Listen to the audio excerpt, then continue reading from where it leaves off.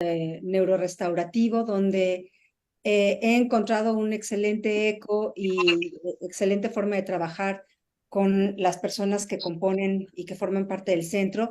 Y esta en realidad es una iniciativa entre el centro y biomédicas para poder transmitir un poco de lo que se hace en los laboratorios de investigación, en las clínicas o en el centro de neurorestauración, y para poder compartirlo eventualmente también con todas aquellas personas que puedan estar interesadas en diferentes aspectos biomédicos, puesto por supuesto la información de forma que pueda ser muy didáctica y que lo podamos entender todos independientemente de lo que nos dediquemos. Entonces, bueno, dicho lo cual, de una vez les comento que la próxima sesión, esto es como les decíamos un ciclo de conferencias, y el próximo va a ser el 12 de julio, Aleli. Me parece que es el 12 de julio, pero les estaremos informando. ¿Sí es hacer esas fechas? Perdón, sí. Sí. Tendremos la participación del doctor Lázaro Gómez con una plática que se llama ¿Podemos mejorar el funcionamiento de nuestro cerebro mediante su estimulación con campos electromagnéticos? Se las recomiendo muchísimo y ojalá nos puedan acompañar. Y todos aquellos que quieran seguir escuchando del ciclo de las conferencias, por favor en el chat pónganos un correo electrónico para que nosotros podamos comunicarnos con ustedes, los unamos a la lista y puedan estar enterados de todo.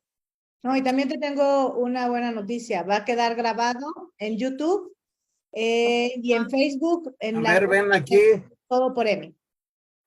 Por favor, ¿pueden apagar sus micrófonos todos? Ok, bueno. Me da muchísimo gusto. Gracias, Aleli. Pues ojalá que sea de provecho y al final, por supuesto, que siéntanse con la libertad de hacer todas las preguntas que quieran. Entonces, voy a empezar por compartirles mi pantalla.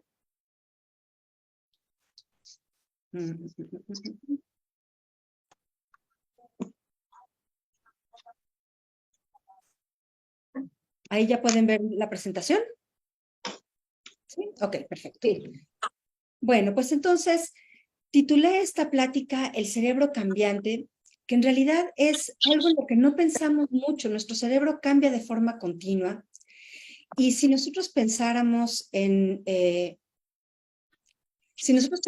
que estos cambios se deben exclusivamente al desarrollo, es decir, cómo va cambiando en masa o en tamaño, exclusivamente por una cuestión de desarrollo ontogenético, de desarrollo del individuo, la verdad es que nos quedaríamos muy cortos. Porque no es nada más que crezca, como decíamos ahorita, como les comentaba ahorita, en tamaño de la niñez a la adultez, o bien los cambios que también se reflejan en la edad ya durante el envejecimiento, sino que hay cambios que están ocurriendo de forma continua en nuestro cerebro, y eso es lo que nos da la oportunidad de aprender nuevas cosas, nos da la oportunidad de memorizar también, de pensar y de contribuir al mundo. Entonces, si ustedes probablemente no lo sabían, pero el crecimiento más acelerado del cerebro ocurre en los primeros 5 años de vida. Si ustedes ven esta gráfica, al nacimiento podemos pensar en este 25% que creció a partir de una etapa final del desarrollo, hasta un 90% hasta los 5 años. Y después de eso, el crecimiento es muy corto o muy bajito en realidad. Entonces, aquí lo que les muestro es una gráfica y pueden ver que al nacimiento el cerebro pesa, aquí está mal, no es tamaño, sino peso, 300 gramos. A los 2 años pesa alrededor de 1 kilo, 900 gramos, es decir, triplica su peso. Hacia los 5 años pesa alrededor de 1 kilo 200, y si se fijan, después de eso ya no hay mayor crecimiento. Entonces, en términos de lo que significa la masa propiamente dicho o el peso del cerebro, no hay mayores cambios, y sin embargo nuestro cerebro se sigue desarrollando de forma tan evidente que nosotros no somos los mismos ni sabemos lo mismo a los 5 años que en la edad adulta. ¿Cómo ocurre esto? ¿Qué es lo que pasa entonces? ¿En qué consisten otras formas de cambio y desarrollo en el cerebro que nos permiten continuar evolucionando? Antes de pasar a eso, me gustaría enseñarles un cerebro como se ve de forma real. Muchas veces vemos dibujitos, pero esto es un cerebro humano y los cerebros están constituidos principalmente de neuronas. Hay muchísimos tipos de células, pero en las que nos vamos a centrar el día de hoy es en las neuronas, porque son en realidad las que establecen los contactos sinápticos, los contactos entre ellas, que nos permiten modificar de forma continua nuestra conducta. Aquí lo que les muestro es una imagen de neuronas teñidas, es decir, nosotros le damos un tratamiento a este órgano, lo podemos cortar también y podemos teñir las neuronas. Ustedes están viendo aquí neuronas reales. Y aquí lo que les muestro es una imagen de cómo en 1900 un neuroanatomista muy importante, Camillo Golgi, vio estas células, vio el parénquima cerebral, todo el tejido, y empezó a pensar, bueno, en realidad fue Santiago Ramón y Cajal el que propuso que las células podían unirse y sin embargo él no lo podía ver todavía porque en ese momento los microscopios no daban para esa resolución, pero actualmente sabemos que eso es como ocurre. Lo que sí podemos saber ahora con los microscopios actuales que tenemos es, por ejemplo, esta imagen que les estoy mostrando aquí que corresponde a un cerebro in vivo. Aquí les estoy enseñando, es foto fija, pero de un cerebro o de las células, aquí ustedes las ven en verde clarito, son células que han estado activas mientras un individuo, un ratón en este caso, estaba realizando una tarea. Entonces, esto se puede hacer porque podemos implantar mini microscopios dentro de un cerebro, dejar que el animal esté tranquilo, por supuesto con las mejores condiciones para que pueda sobrevivir bien, pero nosotros podemos conocer de forma más clara cómo las neuronas, qué tipo de neuronas, cuáles son los ensambles que se activan ante tareas específicas. Entonces, si nosotros viéramos el cerebro otra vez en una rebanada, podríamos ver este tipo de imágenes que les muestro aquí.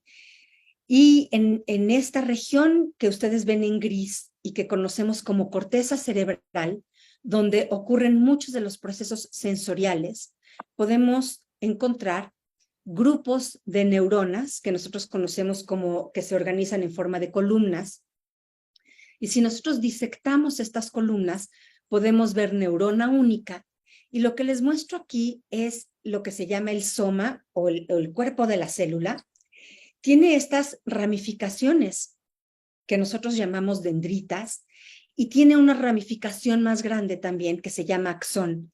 Y todas estas ramificaciones son importantísimas para que ocurra la conexión sináptica. En realidad, esto ocurre en gran medida en estas protuberancias, en estas como clavitos que ustedes ven aquí, que se llaman espinas dendríticas. Y las espinas dendríticas son móviles. Todo el tiempo están cambiando en nuestro cerebro y es lo que nos permite generar nuevas conexiones, retraer conexiones que ya no necesitamos o bien que no estamos utilizando porque estamos subempleando nuestro cerebro. Entonces, ¿cómo es esto de una conexión sináptica o una sinapsis?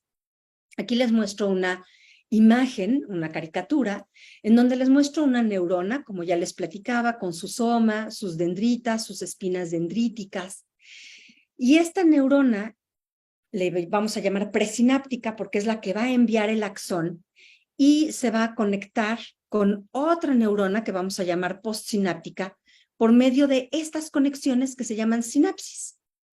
Entonces, estas pueden ser de tipo eléctrico o de tipo químico, no me voy a meter en eso porque no los quiero aburrir horriblemente, pero parte de los cambios que pueden ocurrir en las células es que esta conexión se fortalezca por medio aquí les estoy mostrando, ¿no? Una forma de fortalecimiento de la que ahorita vamos a hablar un poquito más, o bien que se genere otra segunda rama axónica y entonces promueva que se conecten más regiones, o bien que en la región postsináptica, que es como les decía, estas espinas dendríticas, puedan ya sea crecer en tamaño o crecer en número, y entonces evidentemente da la posibilidad de mayor conexión entre ellas.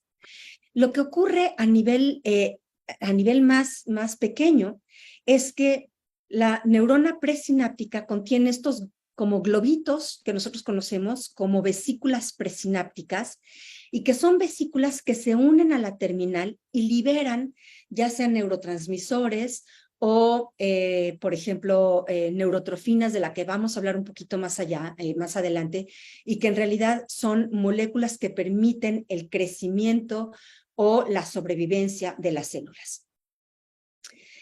Como dato interesante, y nada más para ver si nos lo podemos imaginar, en el cerebro tenemos 100,000 millones de neuronas y 100 billones, o sea, 100 millones de conexiones sinápticas. Y estas se pueden modificar tanto en forma como en función. Es decir, en forma pueden abarcar más espacio, dando una posibilidad de que se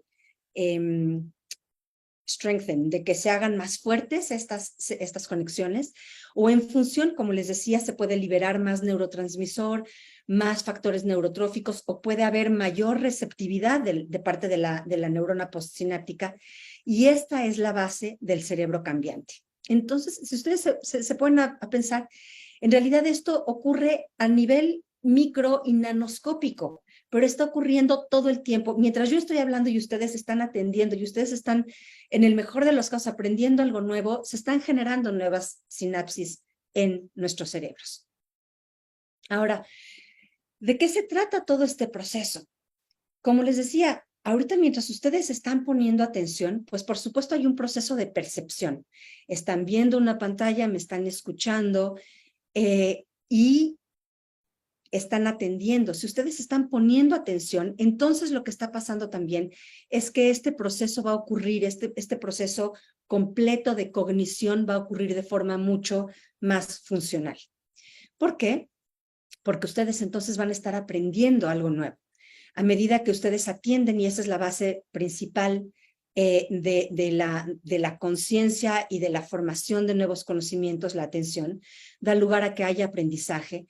Esto da lugar a que los nuevos conceptos se consoliden en un proceso de memoria que finalmente dé lugar a nuevas conductas.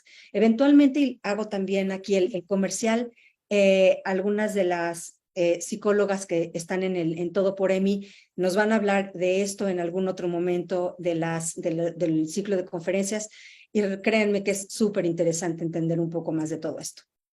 Entonces, perdónenme, durante los primeros años de vida se forman alrededor de 1 millón de conexiones sinápticas por segundo. Yo sé que suena extravagante y probablemente lo sea, les comento que es una estimación, pero lo que quiero que quede clarísimo es que se están formando conexiones a una velocidad impresionante. Después de este primer periodo de desarrollo, que es alrededor de los 5 años, se van perdiendo muchísimas conexiones, lo cual es normal y es fisiológico, está bien. Eso es lo que permite que los circuitos neurales se vuelvan más eficientes. Entonces, como me lo explicaba alguna vez una neurobióloga cuando yo empecé en todo esto, decía, imagínate que el cerebro de un bebé es como si en todo el mundo se quisieran conectar todos los teléfonos posibles al mismo tiempo en una llamada con alguien más. Por supuesto, el ruido es impresionante y la conectividad es abrumadora y no da lugar a que haya mucha consolidación, es nada más mucha información, pero poca consolidación. Entonces, lo que se requiere es que se baje todo ese ruido, y esto ocurre mediante la pérdida de neuronas y de conexiones, y eso da lugar a que haya refinamiento en los circuitos. Voy a ver si me funciona esto. Mientras yo lo ensayé sola, claro que me funcionó, pero les quiero presentar un video. Aquí está. En el que se explica un poquito mejor lo que les estoy mencionando en este momento. Entonces, vamos a ver.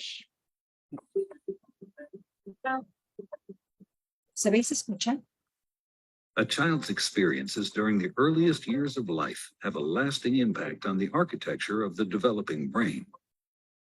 Genes provide the basic blueprint, but experiences shape the process that determines whether a child's brain will provide a strong or weak foundation for all future learning, behavior, and health.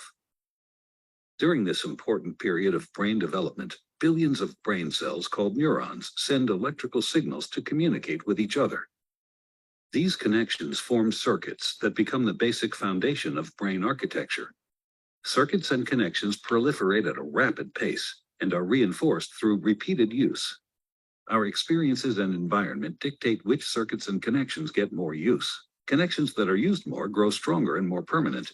Meanwhile, connections that are used less fade away through a normal process called pruning.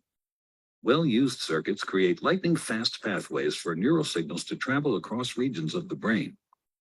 Simple circuits form first, providing a foundation for more complex circuits to build on later.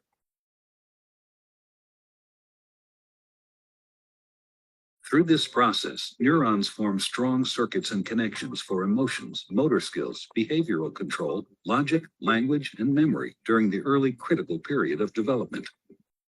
With repeated use, these circuits become more efficient and connect to other areas of the brain more rapidly. While they originate in specific areas of the brain, the circuits are interconnected. You can't have one type of skill without the others to support it. Like building a house, everything is connected, and what comes first forms a foundation for all that comes later.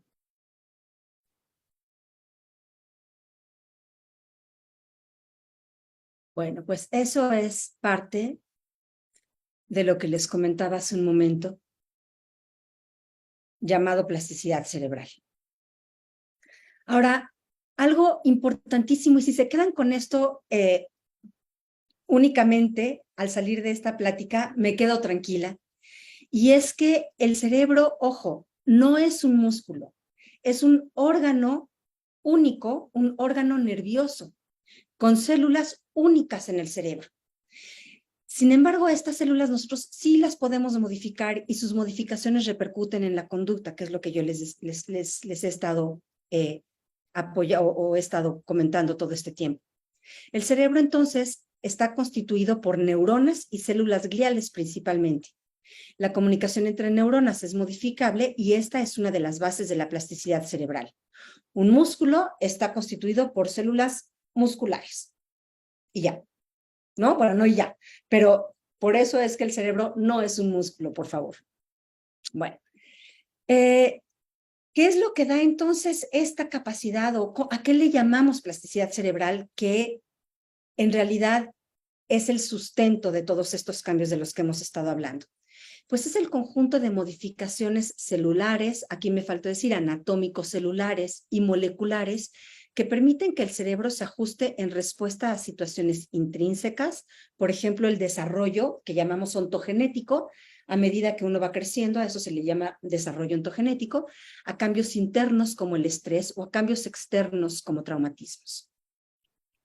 ¿Cuáles son algunos de los mecanismos clásicos que estudiamos y que conocemos de neuroplasticidad? Me voy a ir un poquito más a fondo en un momento más, pero estos mecanismos permiten la reorganización en la comunicación celular, que es un proceso que ocurre a lo largo de la vida. Creo que esto es muy importante tenerlo claro porque, como les decía, estos eventos están ocurriendo de forma continua a medida que uno aprende todo, desde manejar una bicicleta, ahorita, ¿no? El saber que Aleli se llama Aleli, que yo me llamo Angélica, estar haciendo todas estas conexiones, todas estas nuevas recuerdos, todo este aprendizaje está favoreciendo un proceso plástico. Como les digo, entonces subyace este tipo de procesos y también de recuperación funcional posterior a lesiones. Y esto lo menciono porque justamente el Centro de Neuroreparación se dedica a la parte de trabajo con chicos en gran medida para que ocurra este proceso de recuperación funcional cuando hay funciones perdidas por daño nervioso o por daño cerebral, que es en gran medida a lo que yo también me dedico, pero desde la parte de investigación. Entonces, esta es otra forma de representarles lo que les he estado comentando a lo largo de la plática. Y aquí, por ejemplo, tenemos una conexión que proviene de una neurona 1 que está conectando a esta neurona 2. Y si ustedes se dan cuenta, pues nada más hay un botoncito conectando. Y sin embargo, después de un proceso, por ejemplo, de repetición, de memorización o de aprender a andar en bicicleta, de aprender a tocar música, entonces se forman mayor número de conexiones o bien que abarcan mayor parte o mayor área, tanto en la neurona pre como en la postsináptica, que da lugar a que haya una mejor o una mejor eficiencia sináptica. A esto lo conocemos como plasticidad anatómica. Sin embargo, también, como les decía, puede haber plasticidad bioquímica a nivel neuroquímico, que implica que se liberan más neurotransmisores o más moléculas, como las que les enseño aquí, o bien hay más receptores por parte de la neurona postsináptica que permite que si hay poquitas moléculas, se capten todas ellas. Y así también es como funcionan, por ejemplo, los antidepresivos o los ansiolíticos, pero eso es tema de otra plática. Aquí entonces lo que les quiero enseñar es otro video, justamente en el que podemos ver cómo funciona el entrenamiento y cómo influye el entrenamiento en los circuitos neurales. Como les decía, por ejemplo, aprender algo como música nos da la oportunidad de desarrollar nuestro cerebro.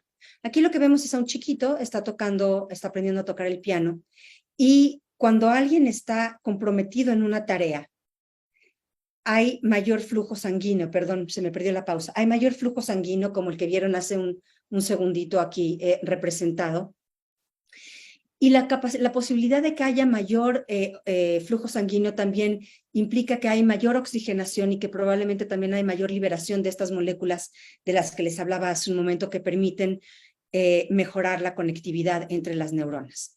Aquí entonces lo que nosotros vemos es una representación, esto no tiene nada que ver con un sistema in vivo. Y aquí se acuerdan que les platicaba hace un momento de lo que era la corteza cerebral, que es en gran medida las regiones en donde nosotros percibimos. Está toda la parte sensorial, pero también está la parte somatomotora. Y lo que ocurre es que en nuestro cerebro nuestras células representan en realidad partes de nuestro cuerpo porque están conectadas. Todas y cada una de nuestras neuronas están conectadas con diferentes entre sí, formando circuitos, pero también algunas de ellas llegan hasta la médula y de la médula se conectan hacia las manos, piernas. Y entonces nosotros tenemos en la corteza cerebral estas representaciones, por ejemplo, como el de la mano. Y cuando nosotros aprendemos a tocar música, entonces las representaciones de la mano, por ejemplo, crecen, las representaciones corticales.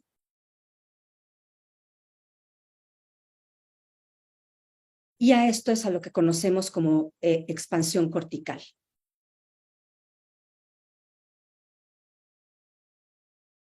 Y como les decía, eso es parte de la plasticidad cerebral. Ahora, en la corteza tenemos a la corteza, por ejemplo, somatomotora, que está representada aquí con la motora primaria, porque tenemos la parte de la sensación de la piel propiamente dicho, muy intrínsecamente conectada con la parte motora.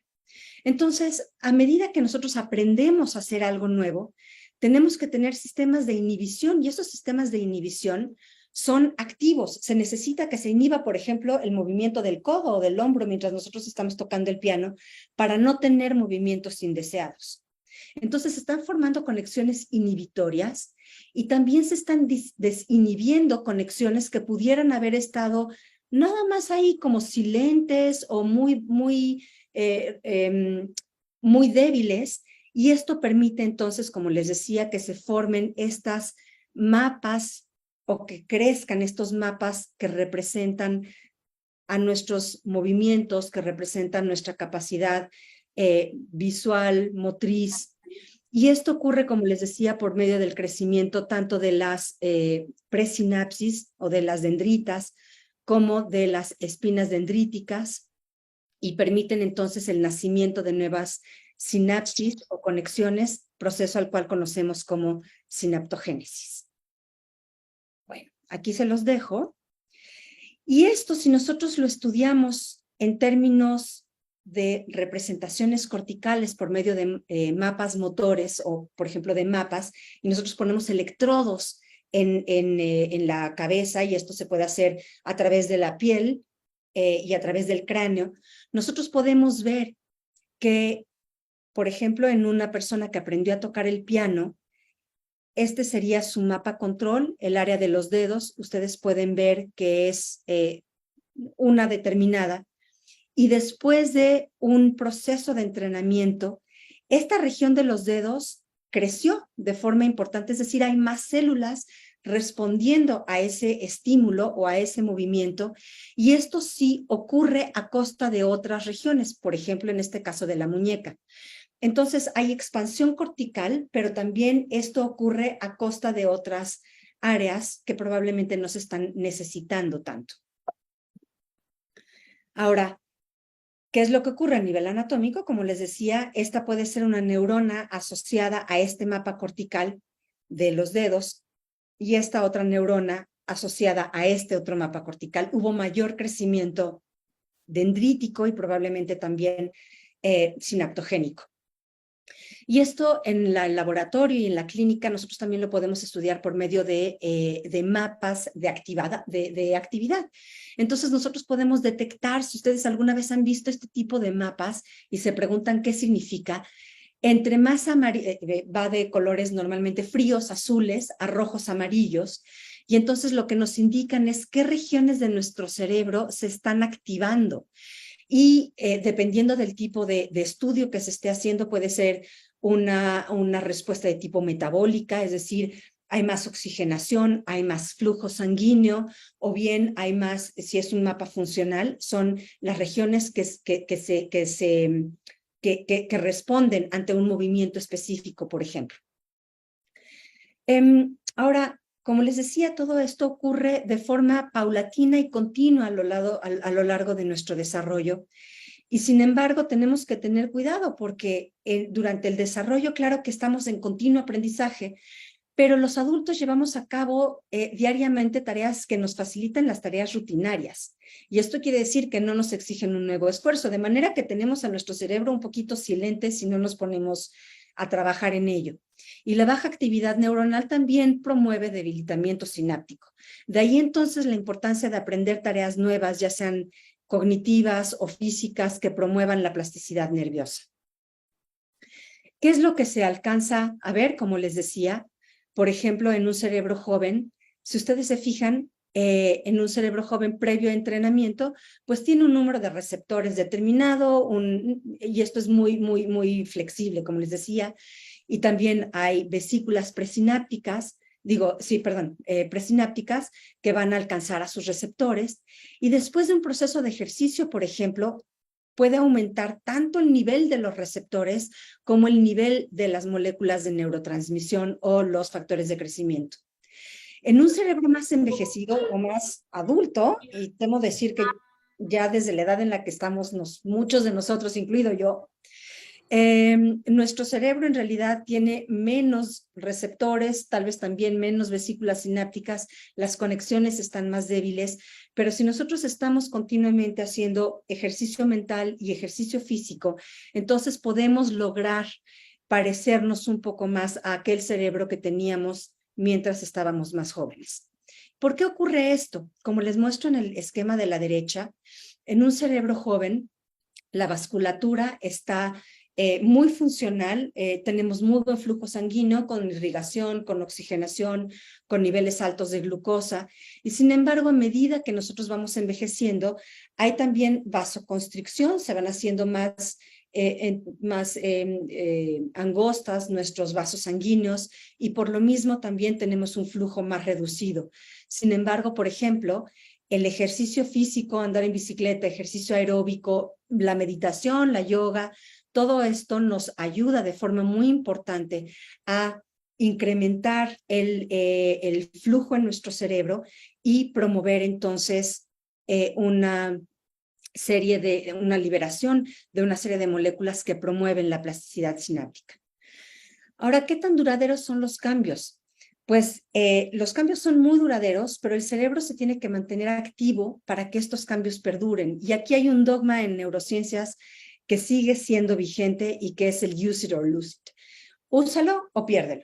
Entonces, a medida que nosotros dejemos de hacer cosas que hayan estado involucradas en la sinaptogénesis por algún evento, lo estaríamos perdiendo, se nos van debilitando, de forma entonces que ese es uno de los grandes retos de mantenernos activos. Y por eso es importante mantener tanto la variedad de los retos como la actividad social, tanto física, la actividad social, física y cognitiva. A medida que avanzamos en la edad, y avanzamos fisiológicamente, no estoy hablando de demencias ni de diferentes tipos de enfermedades neurodegenerativas. A nivel fisiológico, lo que experimentamos es pérdida en la capacidad de aprender nuevas tareas, pérdida de atención, de memoria, en tiempos de respuesta, en la flexibilidad del pensamiento, fuerza muscular y capacidades físicas. Y otra vez, todo esto es lo que llamamos fisiológico o normal, pero de nosotros está mantenerlo lo más sano y joven posible. Durante el envejecimiento, parte de lo que les acabo de comentar ahorita, como eventos de pérdida de memoria, por ejemplo, de flexibilidad cognitiva, es la disminución en el área, en el tamaño de una región que se llama hipocampo. Esta región es muy importante en nuestro cerebro, en los cerebros de muchos mamíferos y también de algunos otros animales, todavía en otras escalas filogenéticas, peces, por ejemplo, porque son los que permiten la navegación, son los que permiten recordar dónde estamos, por qué estamos ahí, con quién estamos, darle un sentido a las cosas. Entonces, mantener nuestro cerebro activo también ayuda de forma muy importante a mantener un hipocampo activo. Ahora, ¿qué es lo que podemos hacer en este sentido? Pues, por ejemplo, durante el desarrollo, el cerebro se beneficia del juego durante la infancia. A ver si en algún momento tenemos una plática sobre eso, porque es realmente importante. La interacción social en etapas posteriores, durante la juventud y la edad adulta. El ejercicio aeróbico y anaeróbico, como les decía, tan importante es poder hacer ejercicio como bicicleta, como yoga o como meditación, que si bien no es ejercicio, es una de las formas más claras de promover un cerebro joven y sano. Y por aquí sé que hay alguien que se dedica a eso y por eso es que también lo estoy mencionando con todas sus letras. La estimulación sensorial, es decir, estar abiertos a tener frío, a tener calor, a probar diferentes texturas, a darnos oportunidad de ponernos ese abrigo de lana que de repente no nos gusta tanto. Bueno, vamos a darle oportunidad a toda esta parte de la estimulación, ir al teatro, ir al cine, estar activos sensorialmente.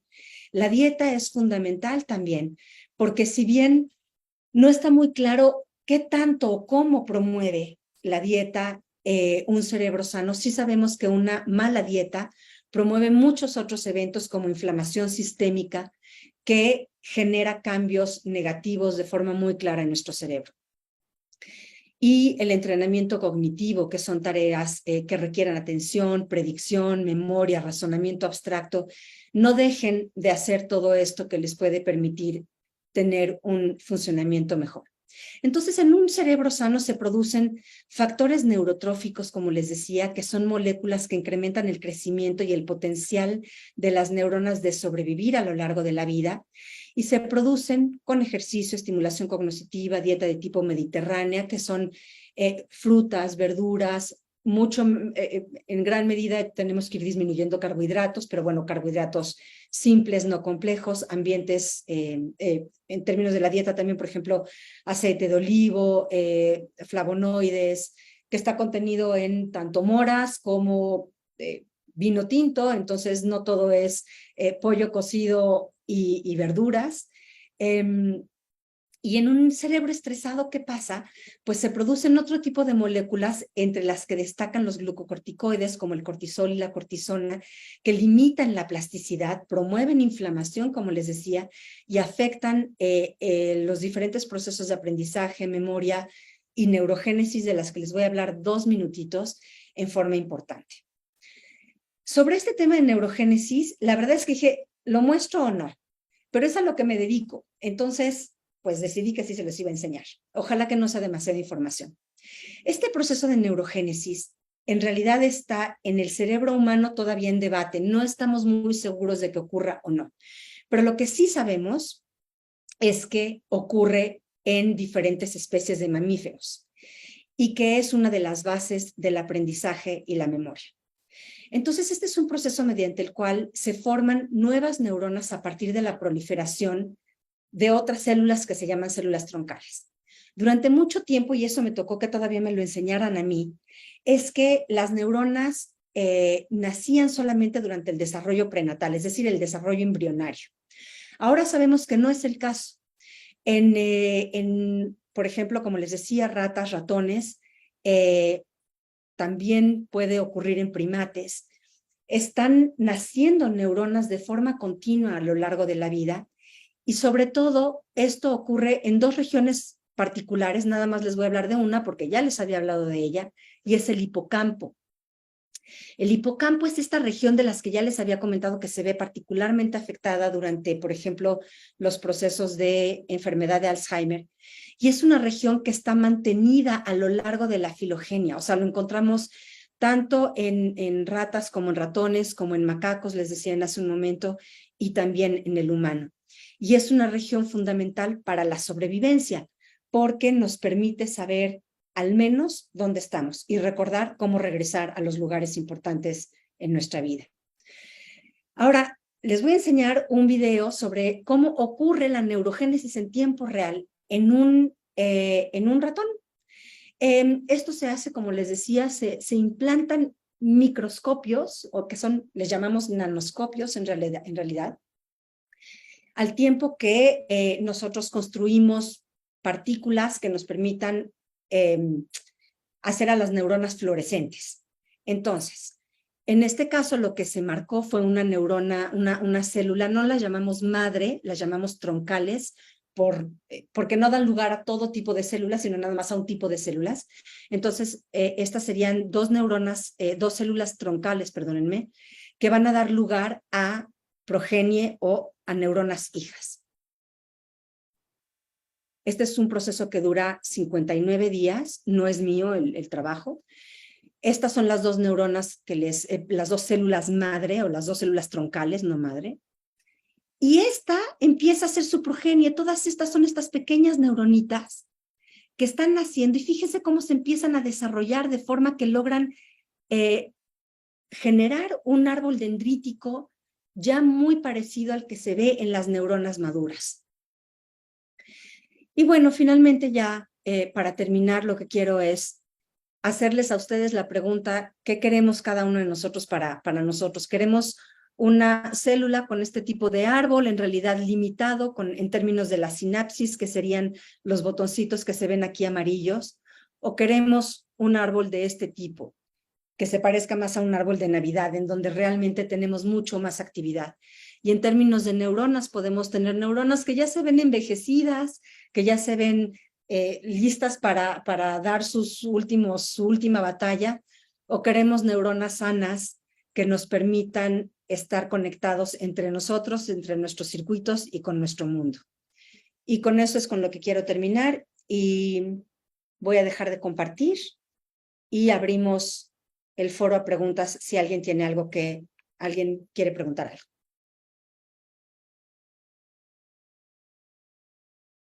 Bueno, yo tengo una que me parece excelente que hablara sobre la plasticidad cerebral, que todos estamos preocupados para llegar a la edad.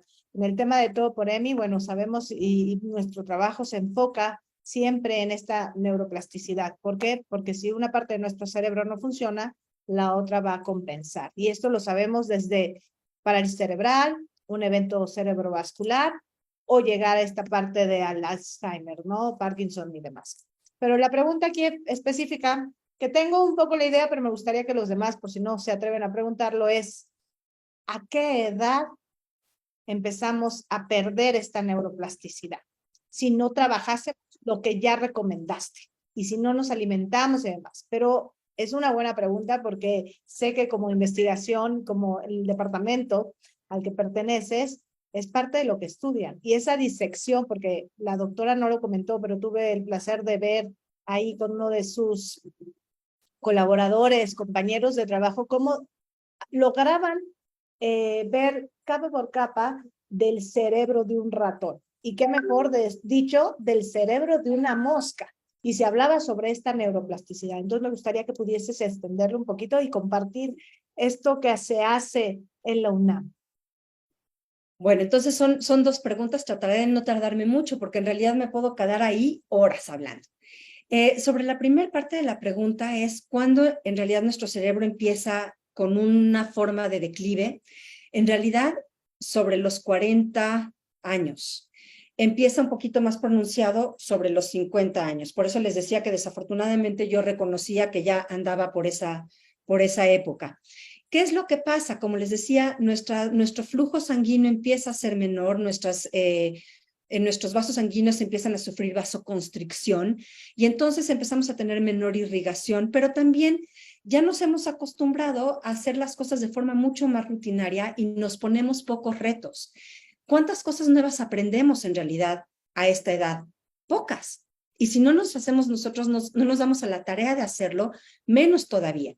Cuando uno está chiquito, está aprendiendo todo el tiempo, todo.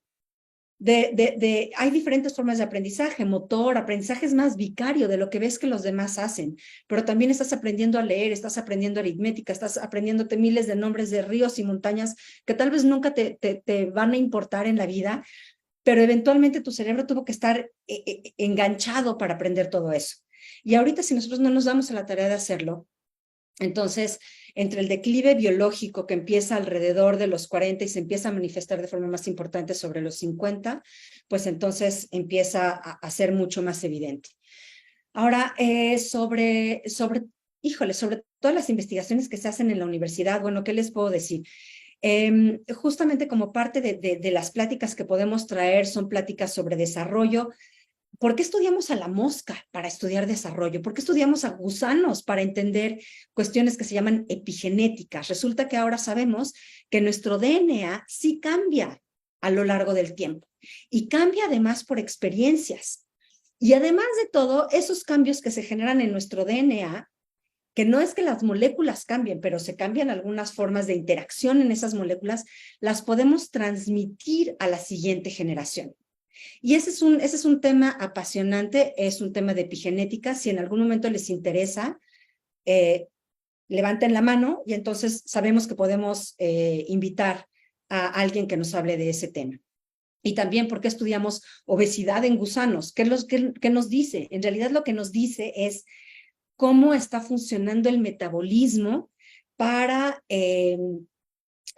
concentrar las grasas, cómo funciona en términos de inflamación, cómo esto afecta a algunas neuronas, y eso lo estudiamos en gusanos que tienen un número reducido de neuronas, 50, y entonces células. Y entonces entendemos muchísimo mejor todos esos procesos que estudiar en un ratón, en un macaco o en un humano se hacen muchísimo más complicadas. Aquí tenemos, también nos dice Dana Cecilia que tiene una duda. No sé si la quieras comentar. Quitamos tu micrófono. Dana Cecilia González. Así es. Adelante, porque dijo que tenía una duda, pero no dijo cuál era la duda. Mientras tanto tenemos a Ana Gabriela López Reyes. ¿Cuáles son los primeros signos de pérdida de memoria? Parece que son muy sutiles y en realidad empiezan con las tareas más clásicas que tenemos. La clásica, cerré o no la puerta, apagué o no la estufa, le puse sal a la comida. Entonces no nos asustemos, esas son, pues sí, parte del proceso fisiológico del envejecimiento. Mientras esto no se vuelva disfuncional, mientras esto no se convierta en una situación en todas nuestras áreas y no se acompañe de otros tipos de deterioro cognitivo, entonces no tenemos por qué preocuparnos. Algo que me parece importante mencionar ahorita en el foro en el que estamos es que mucha gente se preocupa por tener Alzheimer. Y me dicen, bueno, es que mi tía, mi abuelita, mi mamá, ¿no? El Alzheimer familiar representa solamente el 2% de la incidencia de Alzheimer. El resto, el 98%, es lo que llamamos Alzheimer de tipo esporádico. Es decir, ocurre y no sabemos por qué ocurre. Empezamos a tener ya muchas indicios de algunos de los elementos que pueden favorecerla. Y como les digo, la falta de entrenamiento cognitivo, una dieta muy rica en grasas y en carbohidratos también promueve deterioro que puede conllevar al Alzheimer, y por una cuestión metabólica muy compleja, de la que también en algún momento alguien va a hablar en estas pláticas, pero esa parte se la dejo a ella. Nada más para que sepan que la pérdida clásica de algunos elementos de memoria nos va a pasar a todos, pero eso no significa que vamos a terminar con deterioro cognitivo. ¿Qué alimentos debemos reducir para favorecer nuestra plasticidad? Fundamentalmente grasas de origen animal, pero grasas también de origen vegetal, por ejemplo, la margarina. Las de cadena larga son terriblemente malas. Las grasas saturadas son malísimas, y esto combinado con alta fructuosa, que desafortunadamente se encuentra en muchos de los alimentos que ni siquiera nos imaginamos, es una combinación perfecta para echar a perder nuestro sistema. Entonces, eso es de lo que traten de evitar al máximo. Cualquier alimento procesado, en realidad, lo que dice cualquier nutriólogo es, si no lo encontrarías en tu cocina, difícilmente vale la pena que te lo comas, ¿no? O sea, si no lo encuentras en tu cocina de forma natural, o los ingredientes para prepararlo. Entonces, bueno, frutas, verduras, pescado, y claro, puede ir planchita, lo que sea, no se trata de siempre comer cocido y ya, ¿no? Pero sí reducir a cual más alimentos súper procesados, y grasas y azúcares. Luego hay otra, la de Dana Cecilia, que dice, ¿cuánto tiempo transcurre para que suceda la formación de las neuronas? Ok. Las nuevas neuronas sabemos que nacen, y del momento en el que nacen hasta que ya están integradas en el circuito, las que se integran, porque no todas las que nacen se integran, duran alrededor, esto dura alrededor de 60 días. Sin embargo, una neurona que acaba de nacer para volverse neurona tarda alrededor de 10 días. Y después lo que va pasando es que se va volviendo morfológicamente más compleja. Y eso todo se puede estudiar en el proceso neurogénico. Si hay alguna pregunta que ustedes hagan y que no estoy contestando, no es lo que ustedes quisieron preguntar, por favor, vuelvan a poner, no, eso no era lo que estaba preguntando. ¿A partir de cuándo el deterioro deja de ser reversible? Esa es una buena pregunta. A ver, el deterioro se puede revertir o se puede frenar de forma continua mientras nosotros continuemos dándole posibilidades a nuestro cerebro de seguirse conectando. Algo, por ejemplo, en términos de Alzheimer y demás, no es reversible. Ahí sí ya no es reversible. Lo único que pasa es que se puede hacer un poco más lento con algunos medicamentos, pero ya no se revierte. Algo importante en este sentido es que el deterioro fisiológico puede evitarse si uno se da cuenta de los primeros síntomas, por ejemplo, en un adulto mayor. Los adultos mayores fisiológicamente dejan de escuchar, pierden oído, eso es normal, pero desafortunadamente, bueno, y eso es también por una cuestión con la carótida, pero independientemente de eso, lo que ocurre es que empiezan a perder audición y entonces se empiezan a aislar socialmente. ¿Por qué? Porque están en una comida y no escuchan. Entonces, pues la verdad es que pierden la atención, pierden el interés, y eso es de las formas más clásicas que promueven el deterioro, porque la gente deja de estar donde está, deja de haber percepción, deja de haber interés, deja de haber cognición, deja de haber memoria, y se pierde todo esto que les comentaba en un principio. Entonces, una de las cosas más importantes por cuidar a medida que uno va avanzando en la edad es cuidar el oído. Me perdí en las preguntas. Ale, ¿tú sabes en cuál vamos? Porque empezaron a salir varias. Sí, tenía Griselda Reyes la mano alzada. No sé si quiere hacer su pregunta. Sí, doctora, a ver, yo creo, a ver si entendí bien. Llegué un poquito tarde porque había un poquito de tráfico, una disculpa, pero mi duda es, por lo que entiendo, las células mueren, perdón, las neuronas mueren, pero si nosotros hacemos todas las recomendaciones que usted nos está sugiriendo, se regeneran, no importando la edad. ¿Es correcto? No necesariamente, hay que tener muchísimo cuidado con todos estos términos. A ver, las neuronas sí mueren de forma masiva durante los primeros meses, probablemente después del nacimiento, y hay mucha retracción en las conexiones. Pero después, ya una vez establecido hacia los, como les decía, hacia los 5 años, el crecimiento del cerebro es muy parecido, ya no crece más.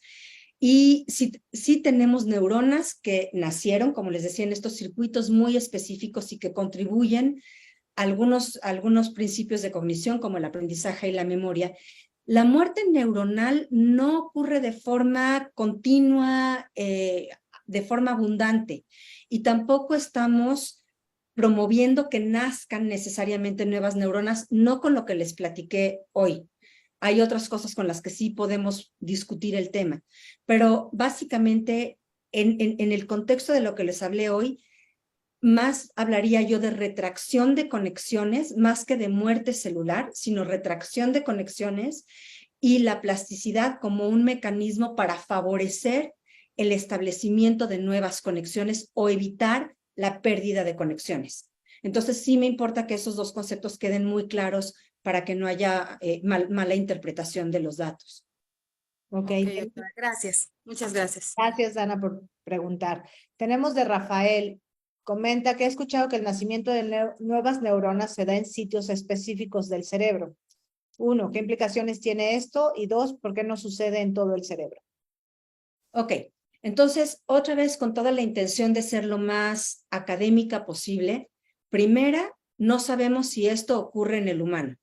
Está en debate. Hay grupos muy fuertes que dicen que sí, y hay grupos que han mostrado datos que dicen que sí, y hay grupos muy fuertes que dicen, mientras no encontremos células troncales, no podemos pensar que hay neurogénesis, y lo que ustedes han encontrado no necesariamente quiere decir que son nuevas, sino que son marcadores de células jóvenes. Eso en el humano. En los ratones y en las ratas, por ejemplo, sí sabemos que existe, eso ya se los puedo decir, yo misma trabajo en eso, yo las veo. Y entonces, estas células, ¿qué implicaciones tienen? Ok, nacen en 2 regiones. Una, el hipocampo, que ya les había yo mencionado, que es una región muy conservada en diferentes mamíferos y que tiene, que le da al individuo la posibilidad de recordar espacios. Entonces maneja la memoria espacial, lo que llamamos memoria episódica también. Un poco caras, lugares, procedimientos, cómo llegar a algún lugar, no procedimientos motores. Entonces, ¿qué implicaciones tiene esto? A medida que hemos visto que los animales que tienen poca neurogénesis, por ejemplo, porque la neurogénesis es modulable, entonces durante procesos de depresión, por ejemplo, hay menor neurogénesis, y estos animales también tienen menor capacidad de recordar. Entonces, la neurogénesis incide en procesos de aprendizaje y memoria en el hipocampo. Y el otro lugar donde nacen son las paredes de los ventrículos laterales.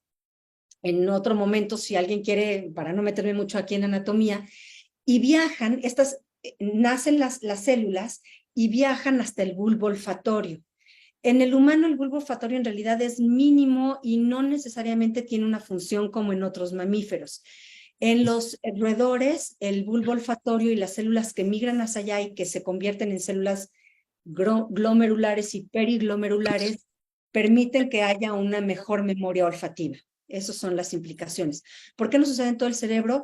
Porque parece que son reminiscencias de una región que se ubica o que reconocemos durante el desarrollo prenatal, que se llama el epitelio neural. Ahorita oí el micrófono y, perdón, perdí la concentración, el neuroepitelio. Y de ahí deriva estas regiones de las que les estoy hablando, el hipocampo y las paredes de los ventrículos laterales.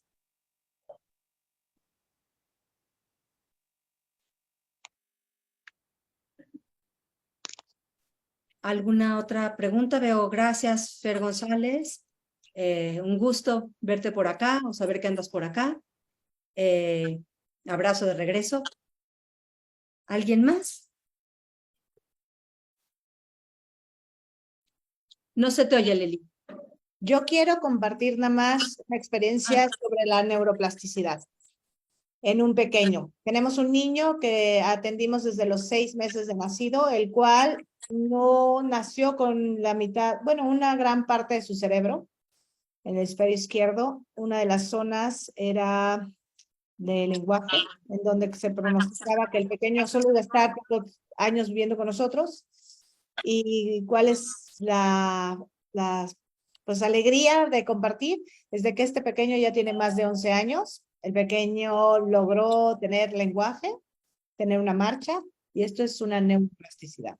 Entonces, muchísimas gracias, Angélica, por comentar todos tus conocimientos, impartirnoslo aquí, compartirlo, y gracias a todos los presentes, y gracias a que tenemos investigadores, científicos. Bueno, tenemos muchísimas cosas más por ir nosotros como civiles, seres que no estamos dentro de la medicina, informarnos gracias a ustedes y sus investigaciones. Mil gracias. Con mucho gusto. Creo que por ahí se quedó una pregunta de Dana que tenía levantada la mano. Si sigue Dana por ahí, ¿quiere hacer alguna pregunta? Oh, sí, perdón, es que me confundí un poco en el orden, ¿no?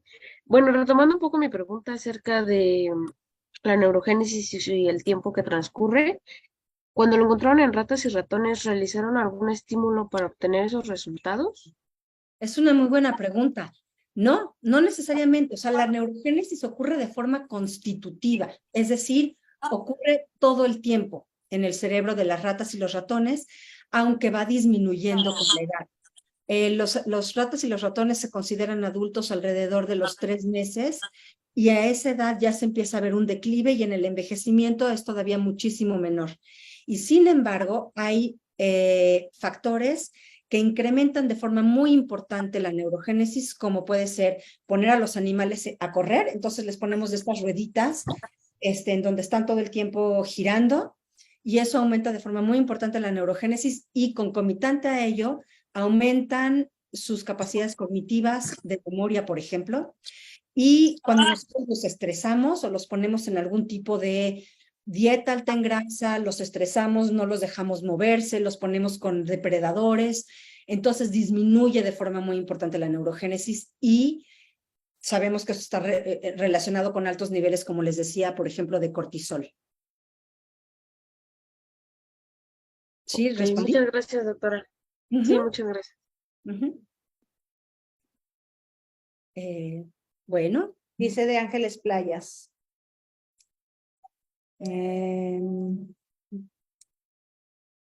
Bueno, gracias por la información, dice. Bueno, pues entonces, si ya no hay más preguntas, les agradezco mucho. Nos vamos a quedar a Leli, alguien más del centro y una alumna en la sesión, pero pues les agradecemos muchísimo que hayan estado aquí. A Leli habíamos comentado, si ustedes quieren dejarnos su correo electrónico, con mucho gusto los contactamos, y si no, bueno, se enterarán por